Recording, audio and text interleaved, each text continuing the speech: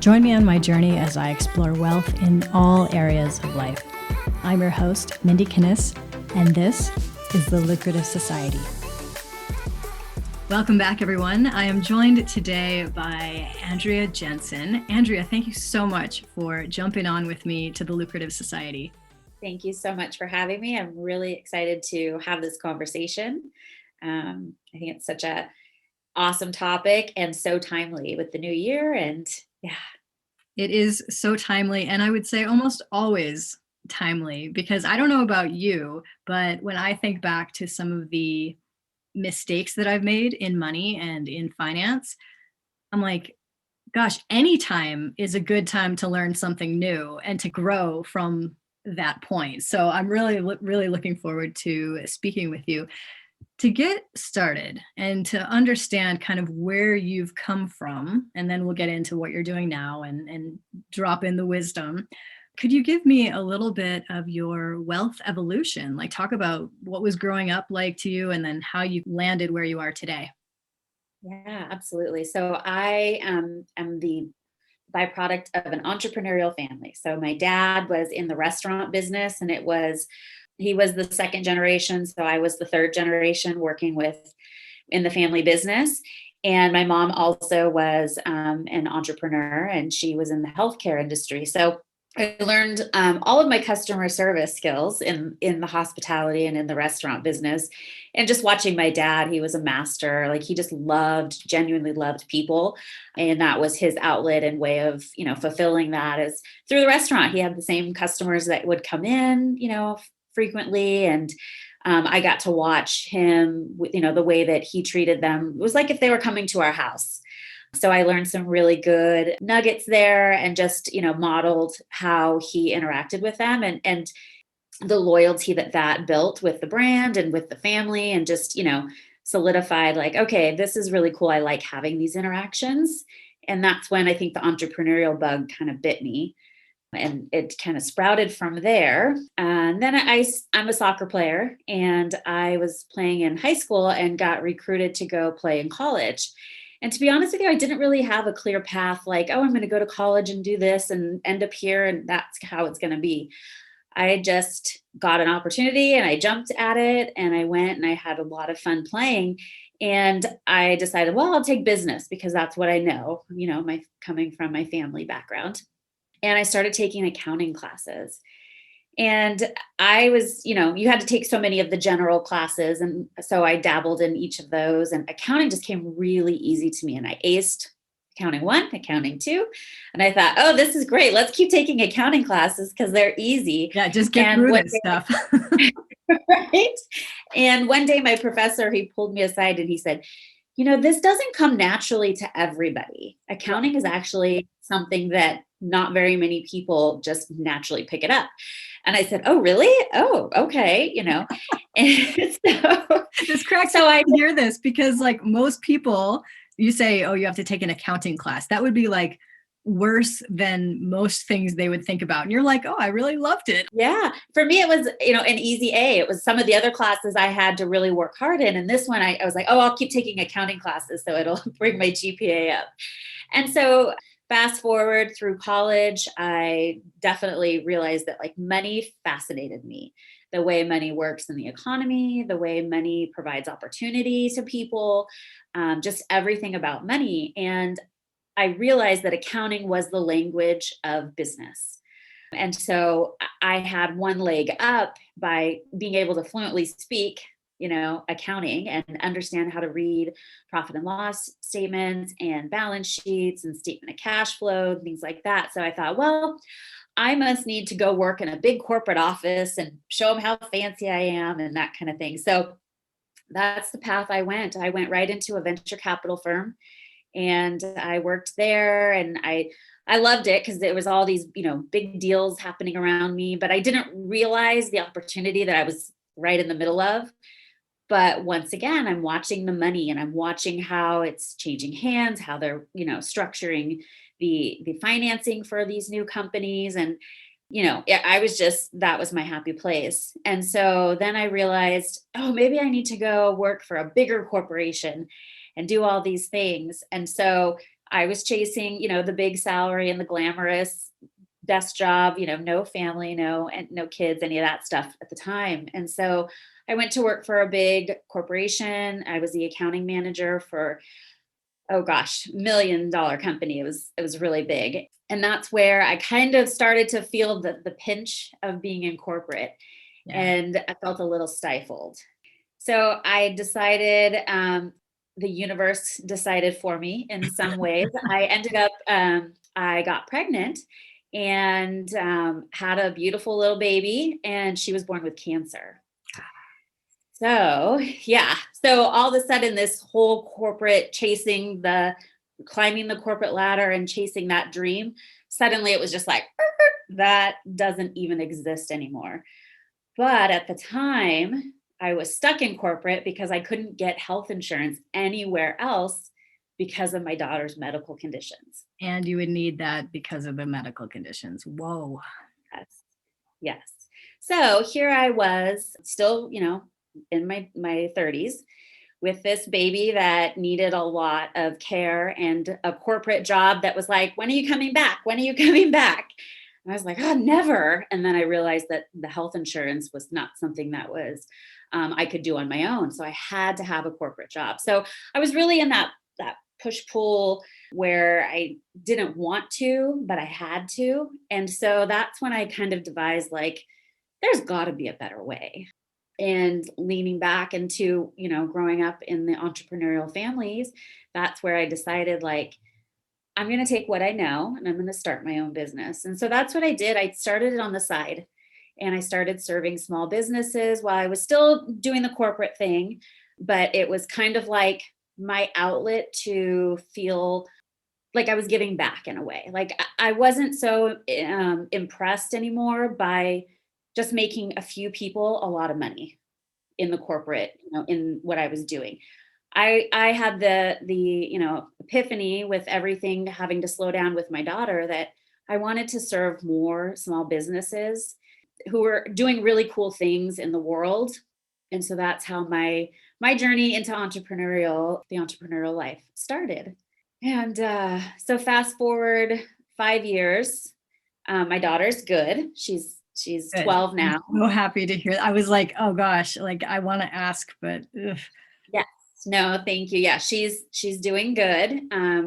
She'll always have. We had to remove one of her eyeballs because she had retinoblastoma, but we were able to. We caught it early, thank goodness, and so we were able to take care of that situation. And then I had more opportunities now in front of me, and I could make some choices that would better serve me. And as it's unfolded, my mission in this world is to really help entrepreneurs, teach them about money, teach them about profits, teach them, really your business exists as a vehicle to fund your life. And whatever you want that life to be is up to you. And I'm going to show you how it's all a math equation. Really, when you think about how cash flow works in a business, it's all an equation. And if you know which numbers to put where and what to track and what really matters, then it becomes really easy to have a lucrative cash flow positive business. And so that's my mission, and that's what I'm up to now, and that's kind of how my journey twisted and turned, and I've ended up to where I'm at now. Andrea, I could not love that story more because you, amongst many of my guests on this show, I just think, whoa, I wish that I would have known you about 10 years ago because I did not understand all of those things about business. I thought that I was doing this very purpose-based thing and it was very much on my mission and my destiny and all of that felt really good, but I didn't really get the whole thing about the cash flow and marketing and sales which create that cash flow. And if you would have told me what I want to go back to something you just said, because if I would have heard this 10 years ago, I would have been like, what? You said it's easy to do this when you understand that it's just math. Can you talk a little bit more about that? Because I would have said lady, you are crazy. Like, what are you talking about? This is not easy. There was so much emotion tied into it with me. And just so you and I don't know each other very well, but what that turned into 10 years ago for me was living out of my office, filing bankruptcy, like all the bad things, that all happened. And I'm like, oh, so now it's my mission to help people like you to say, guys, it does not have to be as hard as I made it. So can you talk a little bit about like how to extract the emotion and also just how is it that easy? Yeah, absolutely. So we have a method that we call the predictable profit method. And what that means is when you put a certain amount of leads at the top of this funnel and you convert a percentage of those leads into sales, those sales, then you want to make it really easy for people to pay you. So you want to find ways to create the ease and flow there. And we can talk about that too. And then you have to decide, okay, now I have this money. What am I going to do with it? Well, right off the top, you should be putting at least 20% aside into your profit bucket.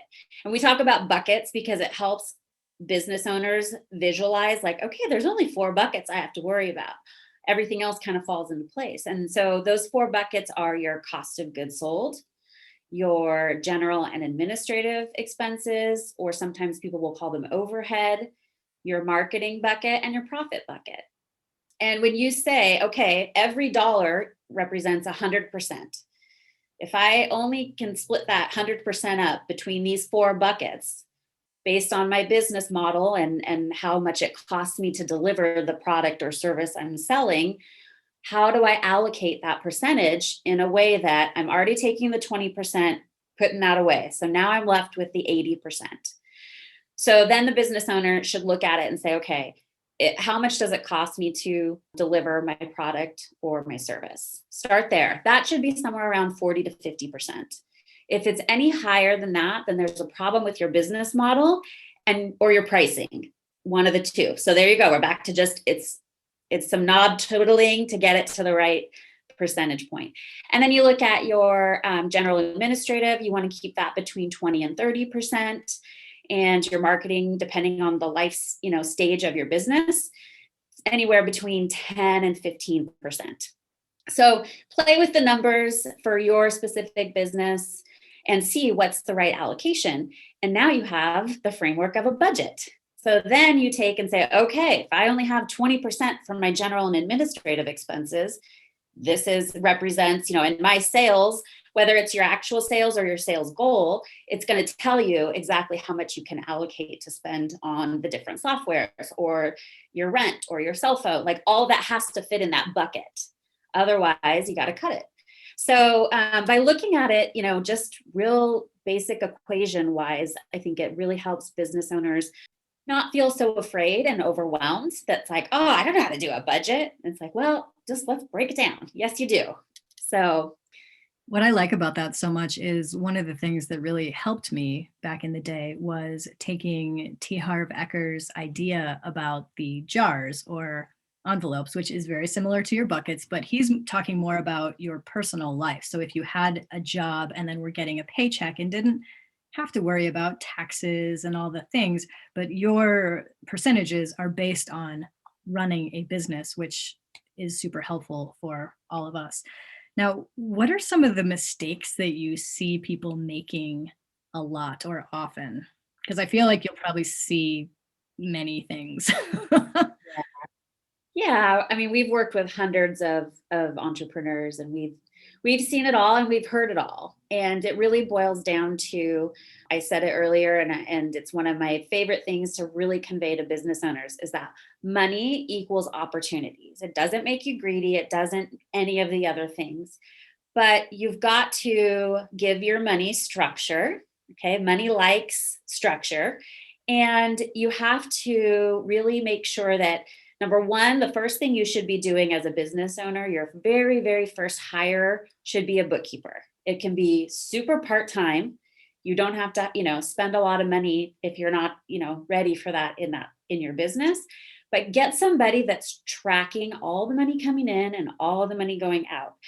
because it number one, it's going to teach you to really like pay attention, because you've got somebody that's there that is no emotion at all. They're just like, hey, I'm tracking what's in, what's out, and here's your report.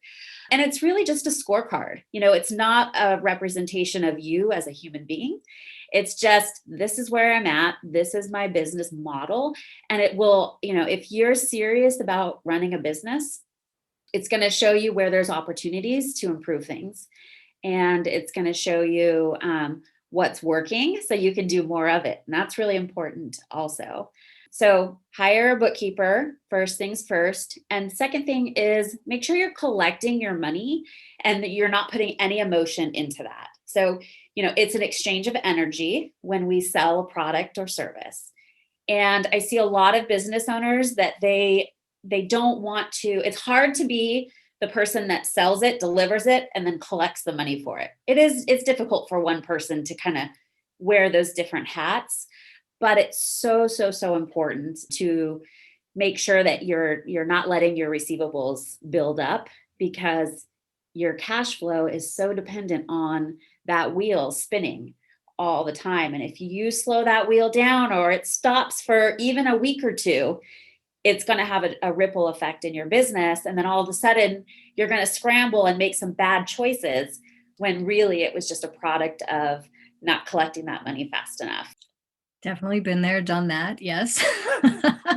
No, what I love about this is it does simplify the whole thing, and everything you're saying about bringing the emotion away from it. And even if it is somebody else doing it for you, that is Mhm. so great. So I want to shift gears just a little bit. I want to get inside your mind about how you, not necessarily how you would say something to a client, and it may be the same thing, but really how you think about money and about wealth. One of the questions that I love to ask all my guests is, how do you specifically define wealth? What is wealth to you? Wealth to me is freedom of time, it's choices, it's opportunity. A lot of times money will buy you a seat at the table for an elevated conversation or an opportunity to really fulfill some of your personal missions in life. So I look at money as a vehicle. I don't look at money as something I want to hoard and keep a lot of, because to me the flow of it, like if money coming in and money going out, if I'm very purposeful and that money is going, into other investment vehicles or going to a charity or it's got a good purpose. So I'm happy to keep bringing in more because I'm happy where it's going. And I feel that if you hold on to all the money and keep it inside, you're kind of cutting off that flow and that circulation. So that's one thing that I view about money. And I also, to me, it's energy, it's a currency. It's just I'm going to provide value to you, and you're going to, the way you're going to pay is with money. But it's just an exchange. It could be anything. It could be where you pay me in carrots or whatever I ask you for for the service I'm providing. But if you take the emotion out of it and just look at it in that aspect, it makes it easier to make more of it, and money will be attracted to you. I still remember, just as I'm listening to you, I still remember the very first person who ever told me, this is easy, it's just math. And then he proceeded to draw out this whole thing and say, it's essentially what you said. This is how many people you bring in, and then go through the stages. I thought he was crazy. I was like, no, you don't understand. It's not just math, it's all this other chaos.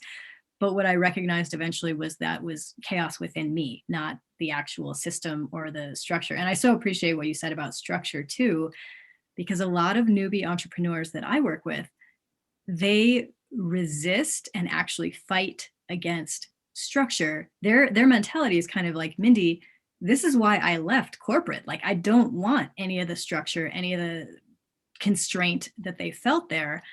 I just want freedom. So then they take that freedom into their time, into their money. And I'm like, hold on. Hold on. So can you talk a little bit more about that? I loved what I wrote down, money likes structure, that you said earlier. I love that. Yeah. So I like to talk about financial anchors. And a lot of times when somebody hears the word anchor, they think exactly that. Oh, it's going to hold me down and it's going to, yeah. And if you think about, if you close your eyes and picture a boat out in the water with its anchor down, that boat is still on top of the waves, bobbing and weaving, and it's moving about. So the anchor is not designed to keep it in one spot, static. The anchor is designed to kind of keep it in the general area, right? They don't stay one spot. They have, it floats around a little bit and it moves with the currents and things like that. So think of your budget, your financial, your cash flow forecast. Think of your job costing. Think of your staff utilization schedule as anchors. And so when you decide, I'm going to start a business, whatever your goal may be, you want time freedom, financial freedom, there a number needs to be assigned to it so that you have okay, here's where I'm at on my roadmap. Here's where I want to be in 1 year, 3 year, 5 year. And that those financial anchors that you're going to build are the map, turn right here, go left here, go straight through that light. That's going to tell you how to get from point A to point B without giving like super rigid, and it gives you room to like flow with opportunities that come your way or flow with, a joint venture or whatever it may be, but you're still going to be in that general vicinity of going from point A to point B, and you get to fill in the blanks of how you get there using those financial anchors as your guideposts. People say feelings are like signposts. If you're having a bad feeling, it's because something's not, you're going down the wrong path. Well, think of your financial anchors the same way. If you're way off track, then you're like, hey, I need to recalculate, revisit. What am I doing exactly? One of my metrics is off. I need to, figure it out and get back on track. They're designed to help you. They're like guide rails.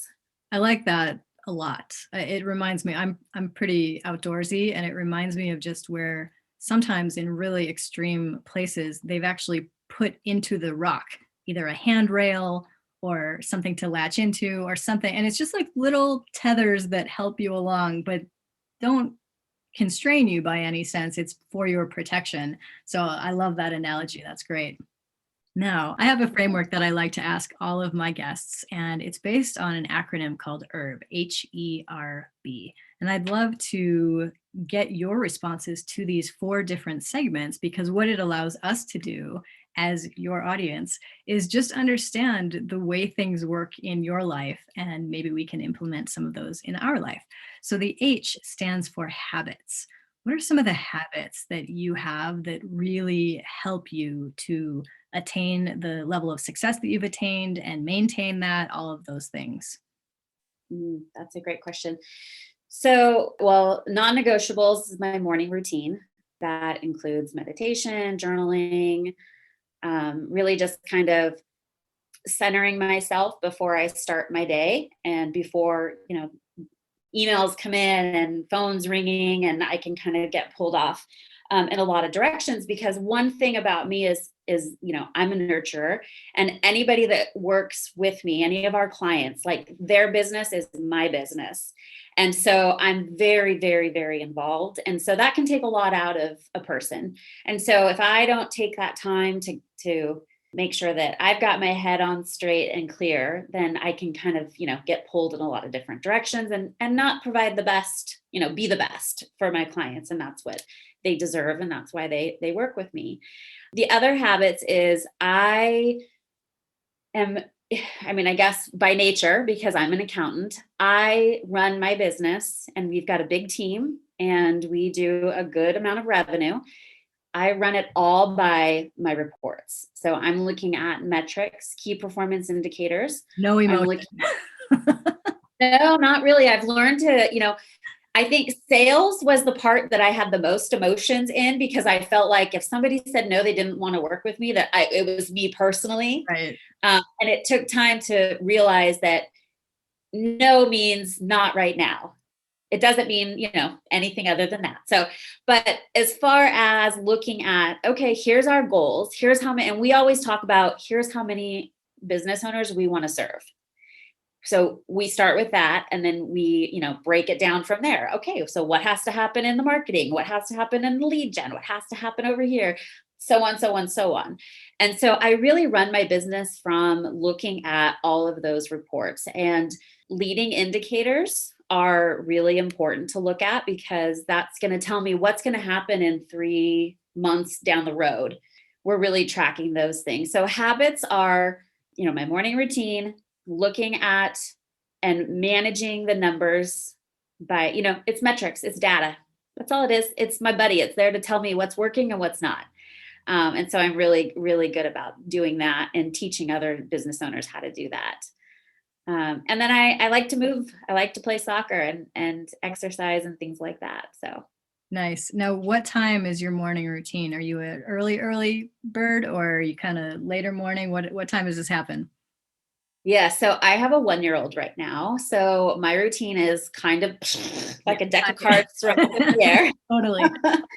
So I'm at the whim of her, but usually I'm getting better about starting my day, giving myself that space to start my ease into the day.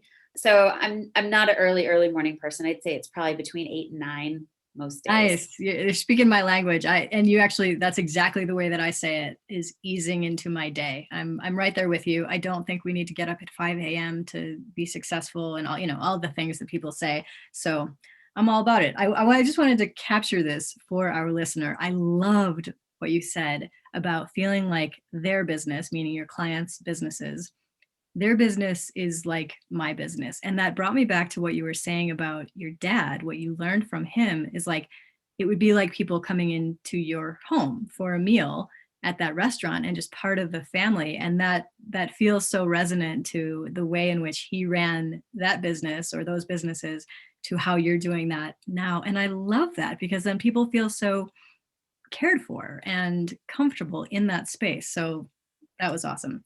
Thank you. And I think that the accounting model, the accounting profession in general is one of the last industries to be modernized. That was one of the things I didn't like about corporate is it felt like either you're part of the club or you're not.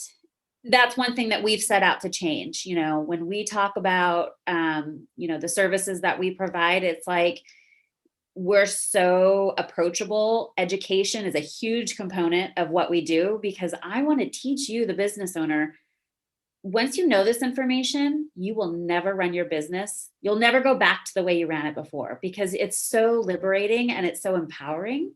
And so, yeah, so we're out to change the model, the paradigm of the traditional thought of working with a CPA firm is this, and we're the complete opposite over here. Well, you know what you said, you called it modernized. I would dare to say almost feminized, because the way that you're talking about it is a nurturing capacity, which a lot of white dudes don't necessarily have. They had the skill set in terms of the numbers and the math, but you bring such a different feel to that and nurture to that, which again, I super appreciate. So let's move on to the E in our equation here. The E stands for environment. Now, you mentioned you have a 1-year-old, so I'm really curious about this. Environment can be, your home, your office, your car, wherever you spend your time. But what do you allow in or not allow in so that you can maintain your focus, your sanity, your work ethic, all of those things? Yes, I'm very, very curated with my environment. I love that word. That's the nice way to put it, I guess. I'm protective of what I let in as far as like news sources and what's going on, and I'm also my home. So I have a home office. My team we've been remote since the get-go. So when everybody went remote, we were like, okay, nothing's changed here. Business as usual. Same old thing. Yeah. So my office is like my sanctuary. When I walk in, I genuinely go, because it's just it's peaceful and it's calm. And I'm like that with, my family too. We've got nice music going. I've either got jazz when I'm cooking dinner or classical on in the evenings. And we just really take time to kind of unplug and just relax. But yeah, in general, it's just only things that bring me joy in my home. And it's just very curated. Awesome. So the R stands for resources. And this is my favorite one because I could geek out on books and courses and all the things for ever. But I always love to ask people, what are some of the resources that have either taught you, inspired you, motivated you that you would recommend to others? Ooh, I could go on for a long time on that. I know. Let's try and I'm like, let's just make a show about that. Let's just talk about the books and cool things that, are out there. yeah, absolutely. Well, so I'm really big on surrounding myself with people who are up to big things in the world. So I want to be around the movers and the shakers and the people who are challenging me to think about things in different ways. So podcasts, Audible, I use that a lot. What are some of Google Sheets is like my kryptonite. Everything in my life is in Google Sheets. I love Google That is for that hilarious. purpose. Yes, Confessions of an Accountant. Yeah, the joke around my family is like anytime there's a holiday or we're planning like who's bringing what meal things, everyone gets a spreadsheet. Oh It's my all gosh, that's organized. so funny. Yeah, I think as far as like other tools and things like that, it's masterminds are huge because you're around other industries that you can like cross-pollinate ideas. And I think that's why we've been so successful is I don't follow any of my industry like norms and what other people are doing with their firms. I'm Nice. bringing in all the different things that feel good to me and make me want to work with me. I like how you said that. Make me want to work with me. That's a super critical part. Rounding out our acronym here with the B, the B stands for beliefs. And I'm curious about what are some of your worldviews or core beliefs that have really developed you into the woman that you are, the business leader that you are, and how that shows up in your life. I think one thing that I've heard that's really stuck with me and I think molded me is if you want to make $1 million, help 1 million people. And I, what rings true to me about that is it's in my nature to help people. I'm a Libra. So I'm always looking, oh, Me nice, you too. too. I'm always looking, balancing out. I want it, it's a win win. They going to be happy. I'm going to be happy. Okay, then that's the solution I want to move forward with. So kindness is the way to lead and generosity, and it'll always come back to you and in spades. And just really I definitely have the half full glass is always half full rather than half empty. And I think as business owners and visionaries, that you have to have that outlook because there's days when things are just you're just getting pounded with this, then you got to deal with this, and then over here. And if you don't have that outlook, it's hard to just keep going, like just keep on building what it is that you're on a mission to do. And so I think having that positive outlook and just really like, and at the end of the day, there's so many other people that I'm not curing cancer, I'm not doing all of these amazing things, but I'm doing my small part to if I can help you grow your business and be financially sound, then how many more people are you able to help? And it's a ripple effect that's just going to do better in the world. And so that kind of lights me up and keeps me going. I love that. I want to ask you a follow-up question on that because you were talking about as business owners, we can get hit with all of these different things. And as you well know, with your daughter's situation, as I well know, having lost my husband, it's life. Like it's even beyond business. Life will hit you. How do you maintain that positivity, that optimistic attitude of glass half full when life happens, the really serious big things? Yeah. Especially in times like what we're going through right now, it's just more of a reminder to kind of get your ducks in a row. If you've, out of all the things that could be, if you can get at least the stability of half of those, then the other half, you've got that bandwidth to deal with. And as business owners, I have employees, their families, their livelihood depend on me to keep the business going, to keep making sales. So I just look at it as these are the foundations of my business, and I know that those are handled, so then I can handle the other stuff.